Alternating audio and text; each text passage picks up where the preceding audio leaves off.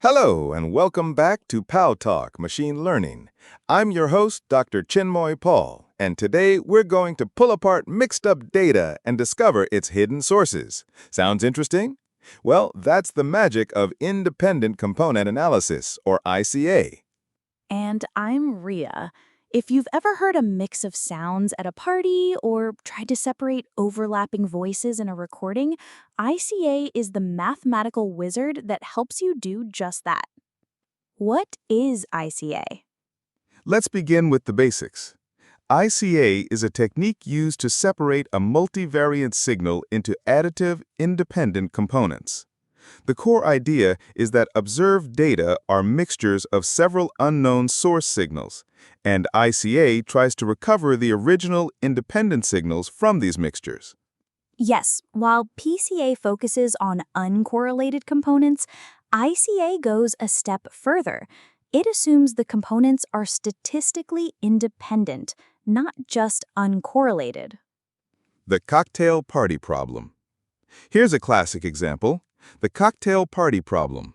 Imagine several people talking at the same time in a room, and you have multiple microphones picking up these voices. Each microphone records a different mixture of all the voices. ICA can help us untangle the mixed audio and isolate each individual speaker's voice without knowing who is speaking where. That's amazing, right? Absolutely. This is why ICA is also widely used in EEG signal analysis, image processing, and financial data modeling, wherever source separation is needed. How ICA works. Let's quickly break down how ICA works. It assumes that the observed data is a linear combination of independent sources. It uses higher-order statistics, like kurtosis or negentropy, to measure non-Gaussianity. The algorithm finds a matrix of weights that, when applied to the observed signals, recovers statistically independent components. In simple words, if PCA finds directions of maximum variance, ICA finds directions where the data is most independent, often leading to more meaningful components in signal data. Applications of ICA. Here are a few real-world areas where ICA is powerful.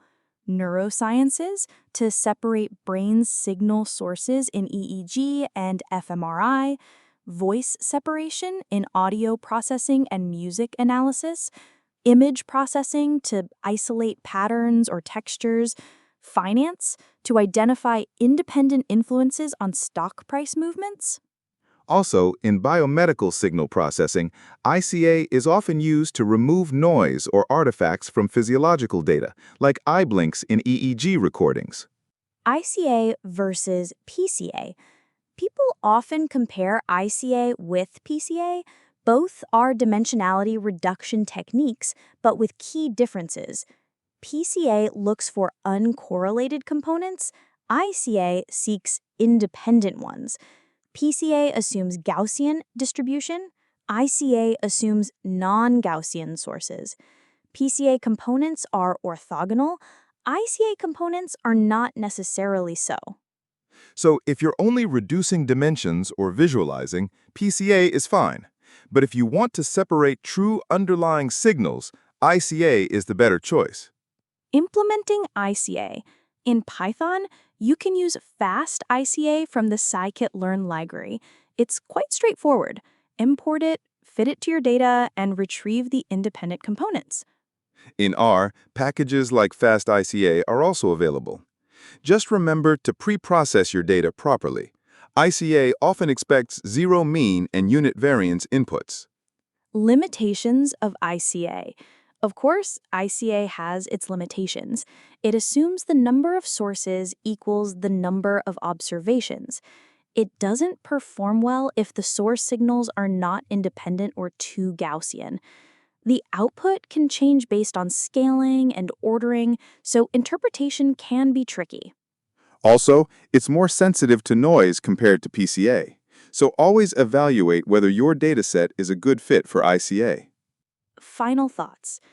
So, in summary, ICA is a powerful technique for blind source separation, ideal when you believe your observed data is a mix of hidden, independent causes. And while it may not be as commonly used as PCA, ICA has some very specialized and high-impact applications, especially in neuroscience, audio, and complex signal analysis. That's it for today's episode on independent component analysis. We hope you enjoyed this deep dive into one of machine learning's most fascinating tools. Subscribe to Pal Talk Machine Learning for more such episodes, and don't forget to share it with your curious friends and colleagues. Till then, keep decoding the data and keep it intelligent.